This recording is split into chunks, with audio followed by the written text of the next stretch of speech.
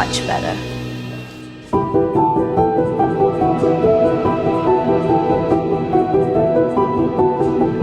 You collectively nuked the trustworthiness of other beauty content creators. Hey everybody, what is up? It is me, Berlin. Ugly again. Hi, how are you doing? So, yes, of course, today we are going to be talking about that launch, the one that everybody has already talked about, because I'm on the slow bus, because, you know, I'm too employed to keep up with drama full time when it comes to like the beauty world and everything else going on. So we're going to talk about this today. Oh my God, Michaela Nera. Now, I have previously made a video about Michaela Nera saying all of my thoughts on how I think she's not really a trustworthy influencer at all, being that she lied about a mascara, the old, what was it? L'Oreal Telescopic Lift mascara that she lied about when she added some Ardell lashes to it and said, oh, look at the difference. So I've spoken before about how I feel that Michaela is not credible, not genuine as an influencer. So now that she's coming out with her own skin prep line, let's get into it. One video that I really enjoyed about this whole Michaela skin prep launch was the Beautiful and Bothered podcast. They were roasting her. They were letting her have it about how untrustworthy she's been as an influencer and talking about everything that she's done. They were not going to let her off the hook, which I think is really cool because, you know, what they're saying is true. You know, if you've got somebody like Michaela Nera who started out on the internet as like a normal girl who was a makeup artist, she worked at Ulta, she loved makeup, you know, did a lot of makeup in her free time. She took pictures of her makeup palettes and she would put them up on Instagram so that you knew that she was a makeup girly. She was part of the beauty community. So Michaela came from that. She came from being a consumer and somebody who worked in makeup retail. So now to see where Michaela's at with this huge following of millions, yeah, okay, it's like the American dream, you know? All these followers, a normal girl, wow. But then she had to go and spoil it. Then she had to go and spoil it by doing that kind of sponsored ad, I think it was, or what we now think was a paid sponsorship with L'Oreal on their Telescopic Lift mascara, where, as I said, she added false lashes to it, some little Ardell wispies, and it was dubbed as Lashgate in the drama community, beauty drama community. At the time, I even remember this was such a big thing that even James Mansfield from RuPaul's Drag Race parodied it. Stop scrolling. All right, I have the mascara that's going to change your life, okay? It's going to make you richer. It's going to make everything in your life better. It's from Reliable Beauty. Check it out. I am obsessed. I'm going to put a few more coats on off camera and I'll be right back. Bam, bam, bam. And just like that, I have beautiful full lashes thanks to Reliable Cosmetics. Look at that. It's like I had lash extensions. Throw your other mascaras in the garbage. You'll never need another one in your life except for Reliable Beauty. Where you buy it, none of your business. I'll never tell. Doing that showed that she wasn't genuine, showed that she was deceiving the audience, misleading them about products when it came to like either drugstore products or luxury beauty brand products.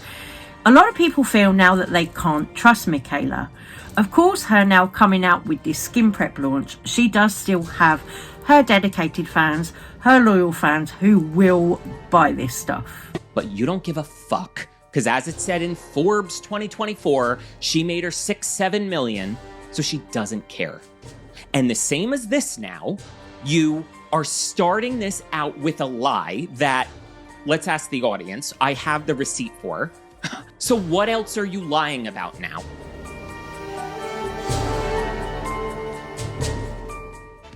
They're still the people that, trust me, there's the people, this brand is going to make her millions.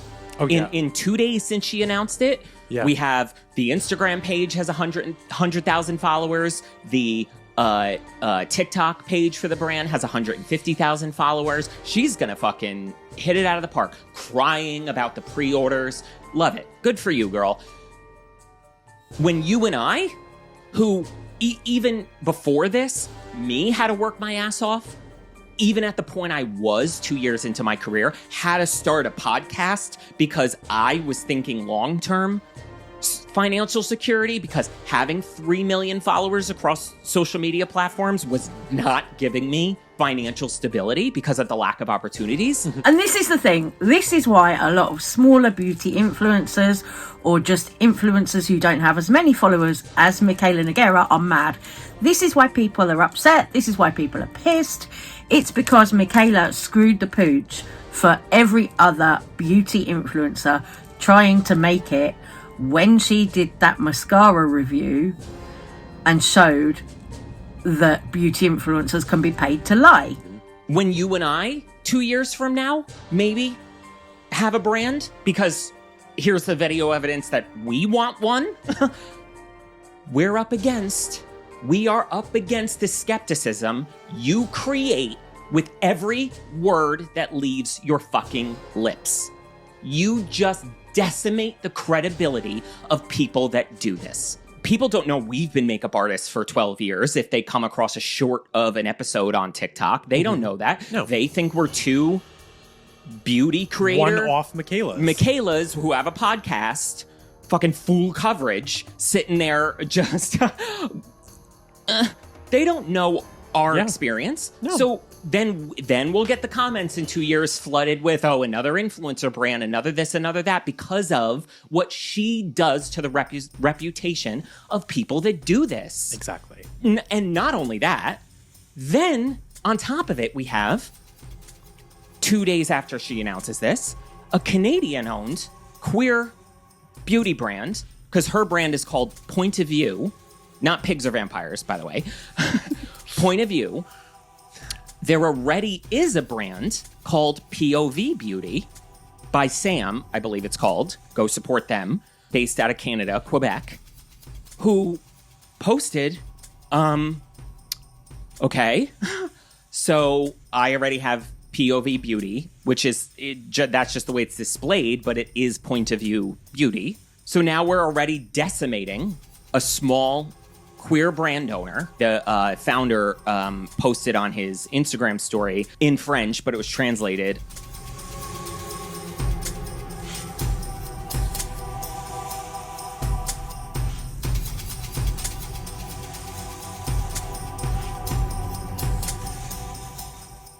I also did Google this myself. When you Google POV Beauty, the first thing that comes up is the Canadian brand owner's website.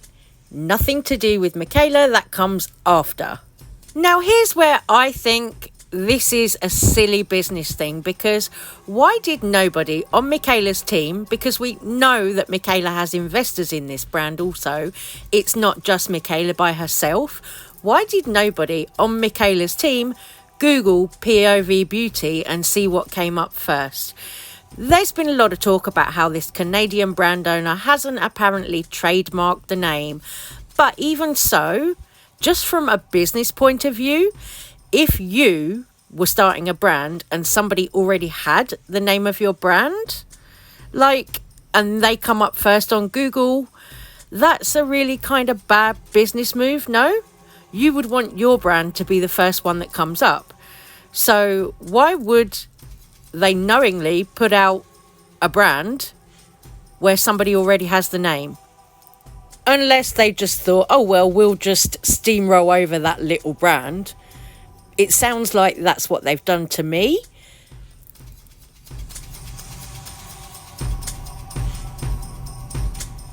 Someone has stolen my greatest pride. I don't have the words to describe how helpless I am. It's been almost a year since the brand existed, and to see that someone is taking your name, your concept, when you have invested all your savings, your passion, and much more. I don't know how to react or what to do right now. It saddens me to an unimaginable point. How can we do this to a small, queer Quebec business? And of course, on that video, one of her minions, Michaela's minions, comments, oh, please, his POV Beauty has a total of 182 followers on Instagram, and maybe she trademarked the name 2 years ago. I can tell you right here on Beautiful and Bothered, no, she did not, because 2 years ago, she sat here and told me she didn't want a brand. So Michaela has been on Beautiful and Bothered podcast before saying that she didn't even want a brand. So now she has a brand, or she's one of the founders of this POV brand. So, okay, so changed her mind, fine, whatever. But what I will say is this is nothing new, her brand. To me, this is a very like oversaturated market. She's not bringing anything like really new and innovative to the market, in my opinion, and a lot of other people's opinions too, like Jeffree Star. Jeffree Star spoke out about this on his TikTok live numerous times, where he was talking about the fact that he's also got like a skincare, skin prep line. I just applied this. If you guys are wondering why my skin is so glowy and glassy and healthy looking, it's because of the Star Rice Milk Face Serum. My milk collection came out, when did this drop, you guys? 2 years ago? When did this come out? 2 years ago? Because everyone she sends it to is just gonna say that it's great, okay? We already know that. No one's gonna actually give their real opinion when you're her friend. So hopefully it's great. Hopefully the ingredients are good. I'm actually excited to see the ingredient story. Even though I didn't like the packaging, it doesn't mean the formulas can't be good, you guys. So let's not fully judge it until it's out, duh. Let me go to chat mode and read the reactions right now. Hold on. Okay, here we go. Let's read the comments out loud, unless they're really awful. Number 1 most liked comment. Literally name a less trustworthy influencer to give a brand to. Number 2, we don't trust her. Number 3, show me the ingredients. She is in no way qualified to make a brand. Number 4, well, I'm not reading that one. Number 5, I'm not reading that one. Number 6, does it come with a filter video glitch? Okay, I'm gonna stop reading that and just go back to my makeup. I'm not doing this today. Okay, so people aren't dumb. Thank you, people aren't dumb. Thank you. People aren't stupid. Oh my God. You want me to keep going? Got it. Next comment. I wouldn't trust her if she sold me a plain piece of paper. Next comment. More attempts to make wealthy influencers wealthy, who also happen to recommend anything that'll pay them while we work hard for our money.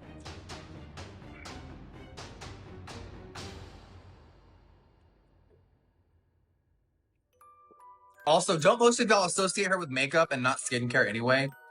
Or maybe I haven't watched her in so long. Comment number 16. All you girls are seeing through this like freshly clean glass. It looks like if Beauty Bay tried to dupe Rhode. I would have rather seen makeup than skincare.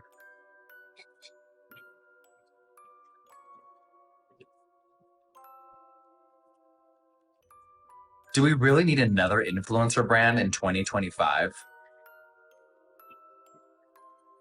The packaging is so lackluster and boring. With all that money she's made off of y'all, I thought it would at least be something a little more high end. So Michaela was over on her TikTok claiming that her Whip It moisturiser is the Rolls Royce of moisturisers. Now, I don't think so, because it doesn't have any SPF in it.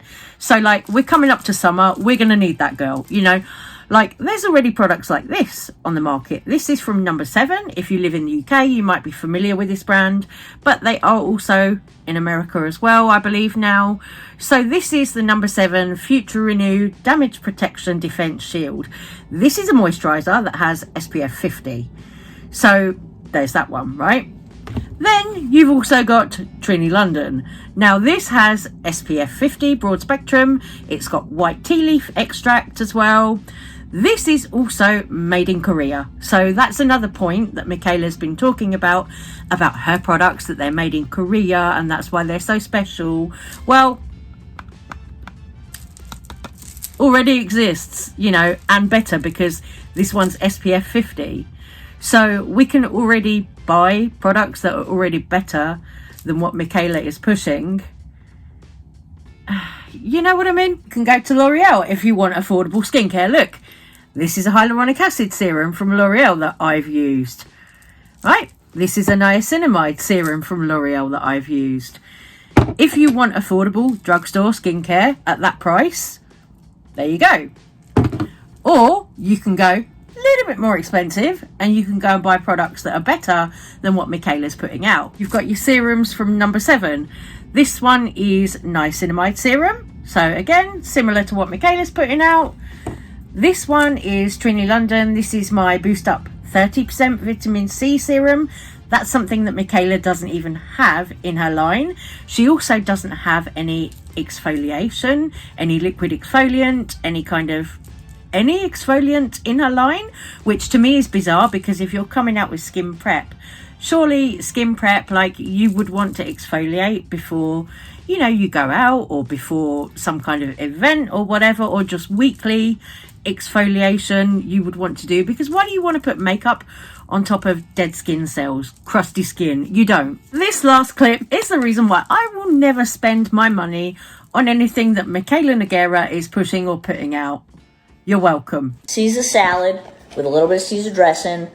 You know, I'm feeling like a fucking asshole today, so I'm gonna clap back at people because I'm tired. I'm so tired.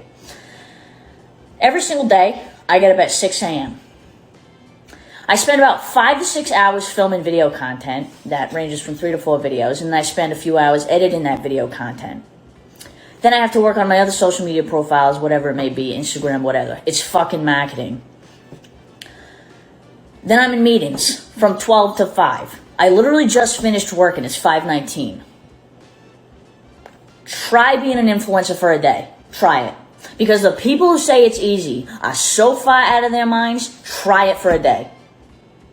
It is not for everybody. In fact, it's for a very small handful of people who can actually do this job. Because it's absolutely fucking insane. You do not want to have this job. I'm just saying.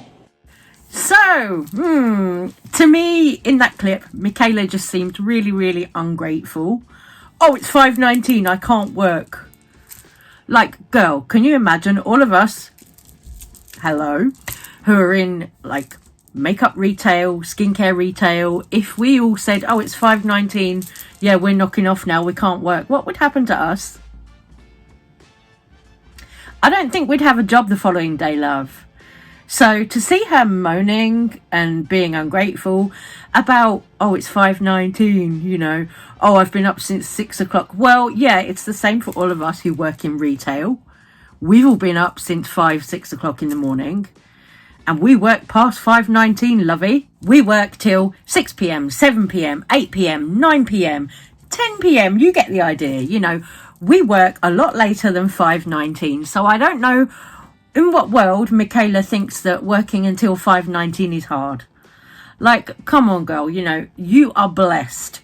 You are blessed to have this many people following you, supporting you, and that's your attitude? Like, yeah, okay, the clip's from 3 years ago, but still, she was only just starting then. She's much bigger now.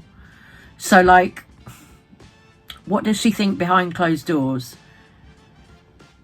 She really doesn't care about her followers, and that's her attitude, which is the reason why I will never, ever spend money on her products or her collaborations. Like, for example, she did a collaboration with Elf for her wedding. She did a collaboration with Glamlight where she did 2 makeup palettes, 2 collections. You know, like, I will not buy what she puts out or what she collaborates on for the reasons we've seen in this video. Like, no thank you. You know, MikLiar. I am not interested in investing in MikLiar. Love you guys. Thank you so much for watching. Take care, and I will see you on the next one. Love you. Bye.